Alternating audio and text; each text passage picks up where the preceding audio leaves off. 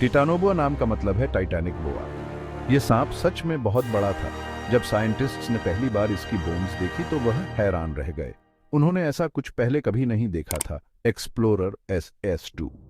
ये फॉसिल्स मिले थे लेयर्स ऑफ रॉक में फ्रॉम द पेलियोसीन ईपॉक। ये टाइम था जब डायनासोर्स एक्सटिंक्ट हो गए थे। टिटानोबोआ को खोजना था जैसे एक विंडो खुल गया हो पास्ट में। इससे हमें पता चला कि लाइफ कैसी थी 58 मिलियन साल पहले। टिटानोबोआ की यह डिस्कवरी बहुत बड़ी न्यूज़ थी। इसकी चर्चा पूरी दुनिया में हुई। टिटानोबोआ की कहानी तो अभी शुरू हुई थी। टिटानोबोआ बहुत ही विशाल था। यह सबसे बड़ा स्नेक था जो कभी धरती पर रहा। कितना बड़ा! यह 42 फीट तक लंबा हो सकता था, यानी कि करीब 13 मीटर्स। समझो तो यह एक स्कूल बस से भी ज्यादा लंबा था और यह बहुत हैवी भी था।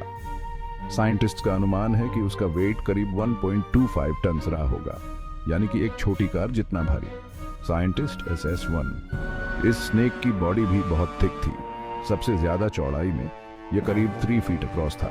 इसका सर एक फुटबॉल के साइज का था। सोचो, जब ये जबड़े खुलते होंगे, यह बड़े से बड़ा जानवर को भी निगल सकता था। साइंटिस्ट्स ने इस स्नेक की वर्टेब्रे का यूज किया उसका साइज एस्टिमेट करने के लिए। टिटानोबोआ का साइज हमें अर्थ के एंशिएंट क्लाइमेट के बारे में क्लू देता है। यह बताता है कि उस समय एनिमल्स कितने बड़े होते थे। टिटानोबोआ एक ऐसे वर्ल्ड में रहा करता था जो हमारे वर्ल्ड से बहुत अलग था। यह पेलियोसीन एपोक का टाइम था, करीब 58 मिलियन साल पहले। धरती अभी अभी डायनासोर्स के एक्सटिंक्शन से उभरी थी। क्लाइमेट आज से काफी ज्यादा गर्म था, जैसे पूरी दुनिया एक ग्रीन हाउस हो। Historian SS3। यह स्नेक जहां रहता था वह जगह आज कोलंबिया के नाम से जानी जाती है, लेकिन यह मॉडर्न कोलंबिया से बिल्कुल अलग था। वहां पर बहुत बड़ा ट्रॉपिकल रेन फॉरेस्ट था। हर तरफ लश प्लांट्स और ट्रीज थे। रिवर्स और स्वम्प्स से वह एरिया भरा हुआ था। यह एनवायरनमेंट कोल्ड ब्लडेड एनिमल्स के लिए परफेक्ट था, जैसे कि टिटानोबोआ। जंगल्स में जानवरों की भीड़ थी। टिटानोबोआ इस इकोसिस्टम का टॉप प्रेडेटर था। ज्यादातर टाइम यह पानी में ही रहता होगा। फिश और पानी के और एनिमल्स उसका खाना रहे होंगे। टिटानोबोआ सिर्फ एक जायंट स्नेक नहीं है, यह एक की है अर्थ के पास्ट को समझने की। साइंटिस्ट्स इसका यूज करते हैं एंशिएंट क्लाइमेट्स के बारे में जानने के लिए। वह जानते हैं कि स्नेक्स को गर्मी की जरूरत होती है बड़े होने के लिए।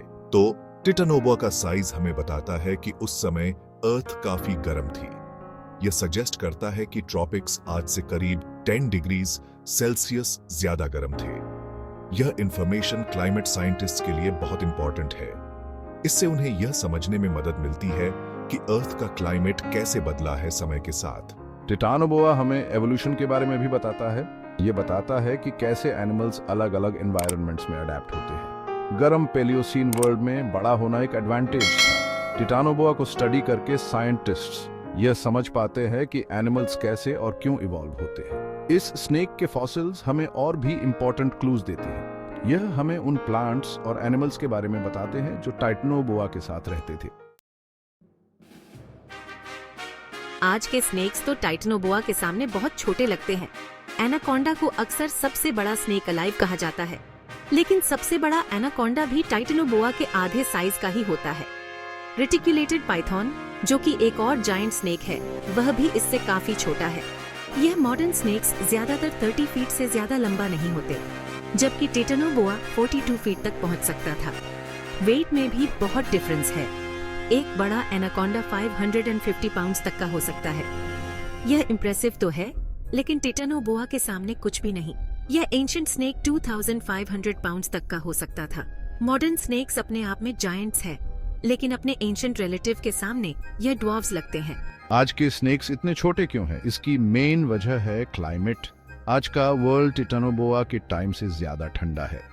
मॉडर्न स्नेक्स इस कूलर वर्ल्ड में अडेप्ट हो गए हैं। साइज डिफरेंस के बावजूद मॉडर्न स्नेक्स और टिटानोबोआ में काफी सिमिलैरिटीज है।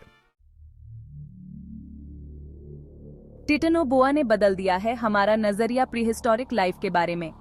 इसकी डिस्कवरी से पहले हमें नहीं पता था कि स्नेक्स इतने बड़े हो सकते हैं।